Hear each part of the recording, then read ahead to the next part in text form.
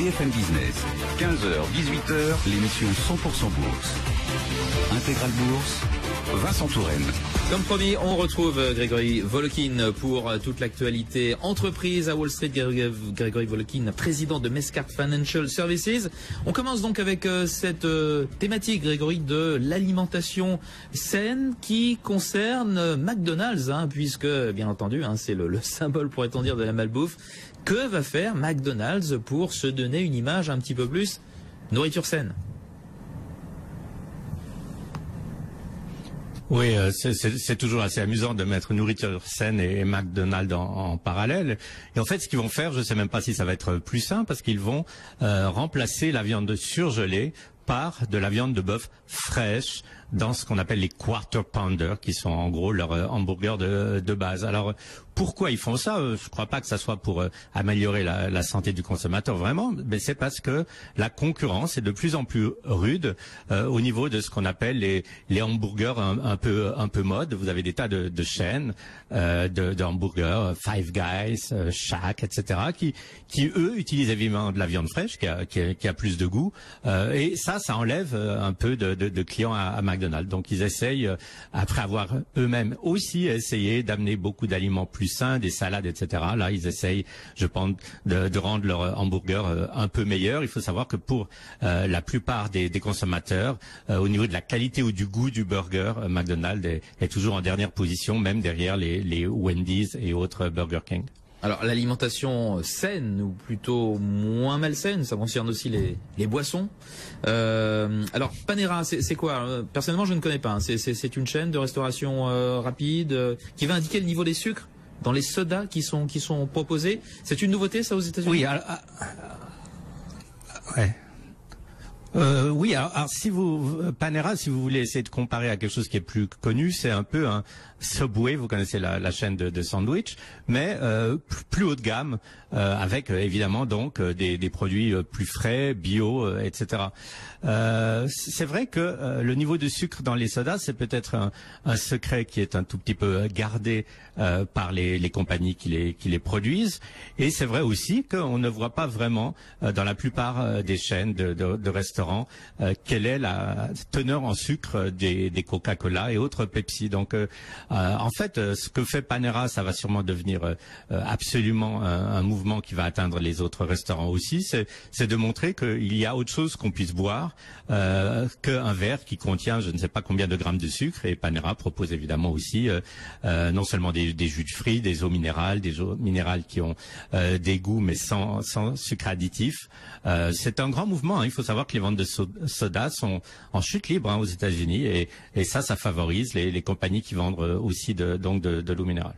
On reste dans l'alimentation avec Danone qui, on le sait, il y a quelques mois, jetait son dévolu sur White Wave Food pour se développer dans le bio. Et bien, il se trouve que le groupe français va vendre une partie de ce groupe. Donc, ça concerne les yaourts Stonyfield. Qui ça pourrait intéresser? Combien ça représenterait comme opération pour une autre société qui serait intéressée de racheter cette entité?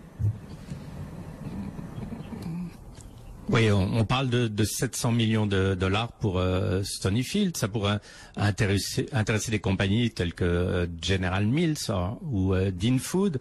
Il faut dire que Danone a déjà une position extrêmement importante dans le yogourt aux États-Unis, mais il comptait quand même sur Stonyfield pour un peu diversifier l'offre. C'est une marque de yogourt qui a beaucoup de succès, mais White Wave a beaucoup d'autres atouts évidemment.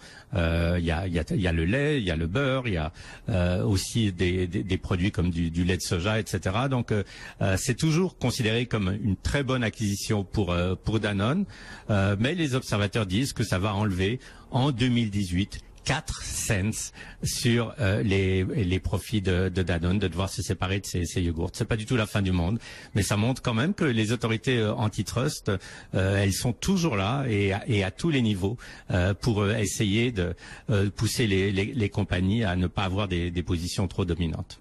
Danone très présent aux États-Unis, mais ça s'écrit sans E et je crois qu'il y a 2 N. Enfin, il y en a 3.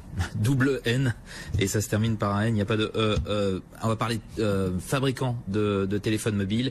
Et c'est d'un revenant dont on va parler à présent, le Canadien BlackBerry que l'on pensait définitivement perdu et qui revient et qui gagne de l'argent. Comment font-ils ? Oui, alors on avait oublié que BlackBerry avait évidemment 2 activités. Tout le monde se souvient des téléphones BlackBerry. Il faut savoir qu'ils ne les fabriquent plus, donc en fait ils n'ont plus de cette activité de fabricant. Par contre, leur activité au niveau des logiciels, des softwares et du service se porte bien.